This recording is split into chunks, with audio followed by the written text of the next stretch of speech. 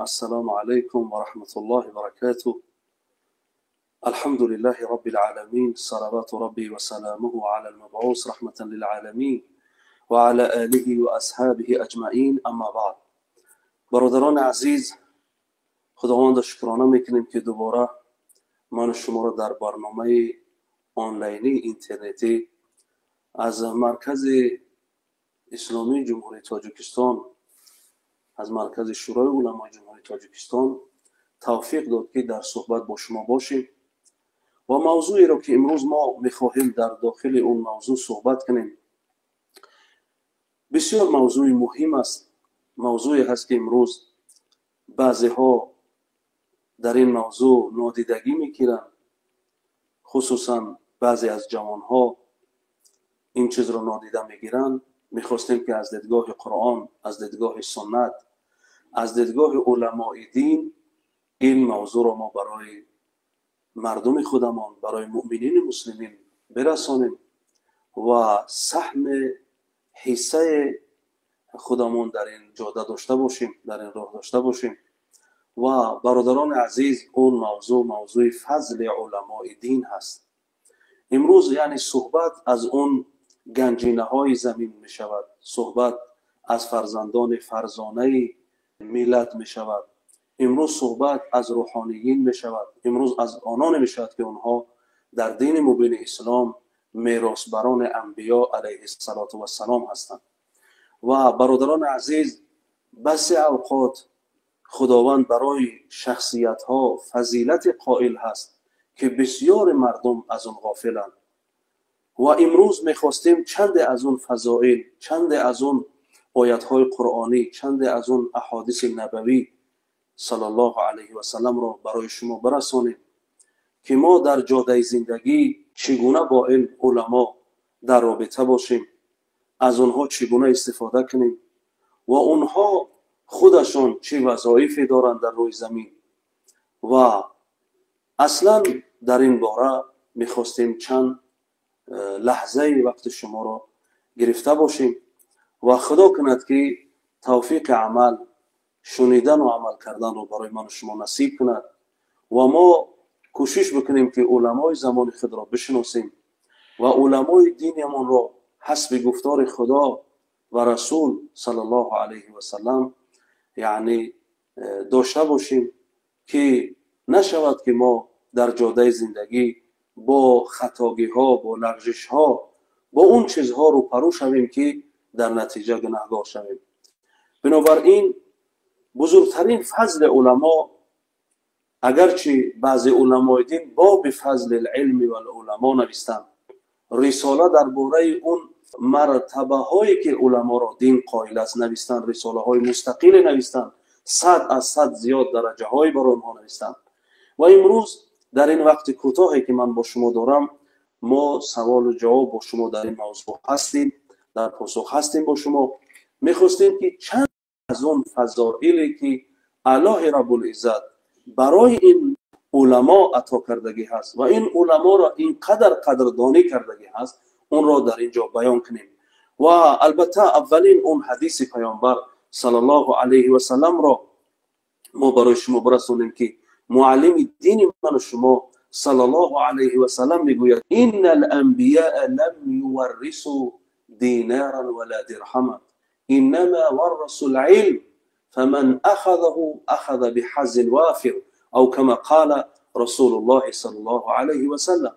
یعنی انبیا علیه السلام درهم و دینار میراث نمیگذارند، اونها علم را میراث میگذارند، دانش را میراث میگذارند، قرآن و سنت را میراث میگذارند، اونها هدایت و صراط مستقیم را میراث میگذارند. پیامبر صلی الله علیه و سلم میگه که انبیا درهم و دینار میراث نمیگذارند مگر اینکه علم را میراث میگذارند. یعنی علما علم را میراث میبرند از انبیا علیه السلام. و میگوید کسی از این گرفت، خدا بر کسی این را داد، اخذ بحظ وافر. پیامبر میگه حصه بزرگی را این صاحب شده است، این مقام بلندی را صاحب شده است. بنابراین در جای دیگر پیامبر اسلام صلی الله علیه و سلم میگوید که ما یرید الله به خیرا یفقهه فی الدین.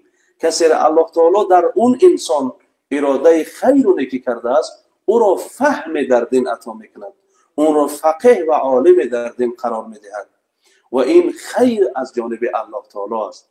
اون میداند، اون عالم، که برای بندگان خدا چی چیزها مفید است، در کدام وقت اول چرا باید گفت، آیا در این مجلس، در این نشست ترغیب خوبتر است یا ترهیب خوبتر است، یعنی رغبت به سوی اعمال و فضایل و جنت گفتن خوبتر است یا ترسانیدن مردم از جهنم و از آتش، از کار بد و فتنه.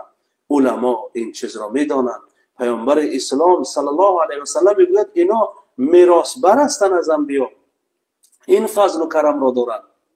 و دوم که اینها فقیه در دین هستند، الله تعالی در اینها اراده خیر کرده است.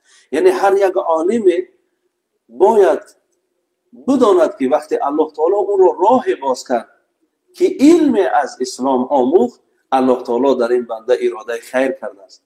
این بنده باید در خدمت دین، در خدمت جامعه، در خدمت صراط مستقیم آماده باشد، در خدمت باشد، برای خودش دعا کند، بالای خودش کار کند. در یک آثار خواندم که یک کس از رسول اکرم پرسید که پیامبر صلی الله علیه و آله گفتند که علیکم بعلم نافع، بر شما بود علم با منفعت. کسی پرسید ای رسول الله علم نافع چی هست؟ گفت که من غلب علمه هواه، کسی که علمش هوا و هوس اون را غالب بیاید، خواهشات نفس او را علمش غالب بیاید، فهو علم نافع، این علم با منفعت است. من در ابتدا دعا میکنم که خداوند اگرچه من در این جاده یک طالب علم هستم، الله تعالی از ما خدمت دین بگیرد. اون چیزهایی که قرآن و حدیث درباره من، درباره امثال علما، طالب علمان، آنانی که در جاده خدمت دین هستند گفتگی هست، خدا موفق کند و خداوند یک روز از این جهان ما را برد، طالب علمان و علما را برد که از آنها راضی باشد. و اگر قرآن را ببینید، قرآن بسا مقام و فضیلت زیاد برای علما گفتگی هست. شما ببینید میگوید در یک جا که هل یستوی الذین یعلمون والذین لا یعلمون، آیا برابرند آنانی که میدانند و آنانی که نمیدانند؟ یعنی اینجا استفهام به معنای استخبار هست، یعنی اینها هرگز برابر نیستند. علما با عوام برابر نیستند.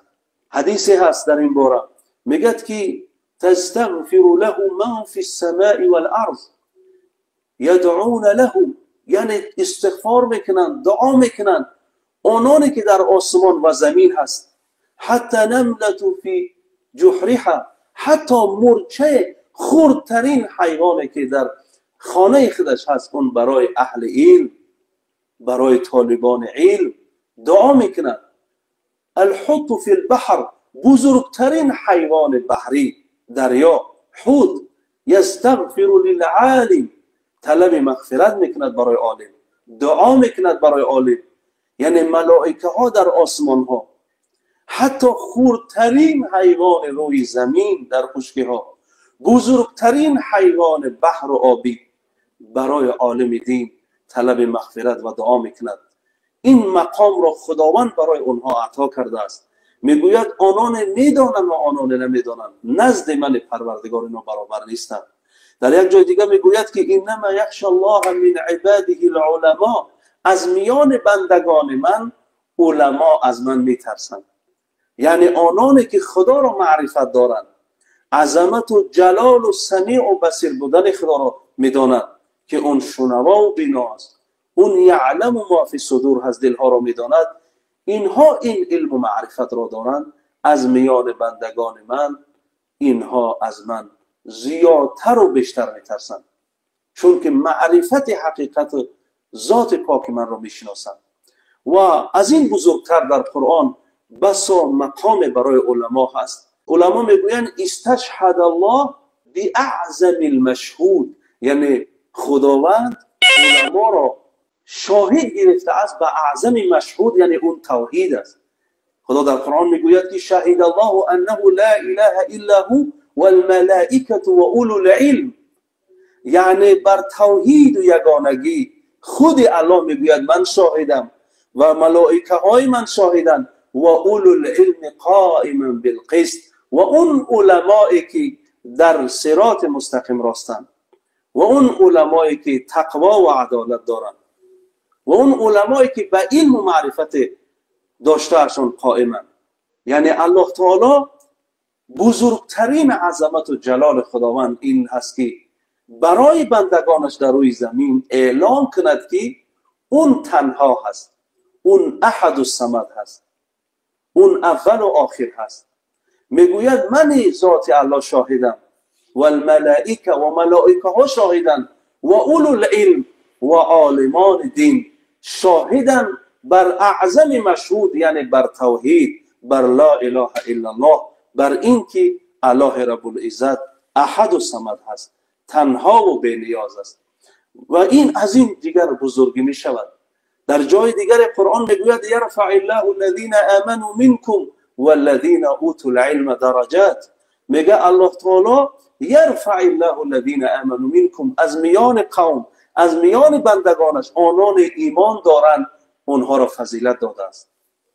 والذین اوتوا العلم درجات، اما از میان مؤمنین آنان را که علم داده است درجه های زیاد اونها را عطا کرده است. بنابراین برادران عزیز، اگر از قرآن و حدیث ما از صبح تا شام صحبت کنیم فضل علما را، شاید ما همه اونی که قرآن قائل است، همه اونی که حدیث بیان کرده است، شاید ما همه اون را در بر نگیریم، همه اون را وقت نیابیم. قصه های و مهنت های درباره این علما هست. اگر ما صحبت کنیم سالها در کار است که فضل و کرم اینها را بیان کنیم. در جاده علم چگونه اینها زحمت کشیدن. علمای ما داشتیم از این ملت تاجیک، از این خرطنگ، از این بخارا و سمرقند، از این ماوراء النهر که برای یک حدیث، برای یک تفسیر آیت، برای یک حکم دینی با اسب و با شتر و با خر سفر کردن و چه زحمت های در این راه کشیدن تا اینکه سند اون فقه اون حدیث را برای ملت مسلمان بیارن.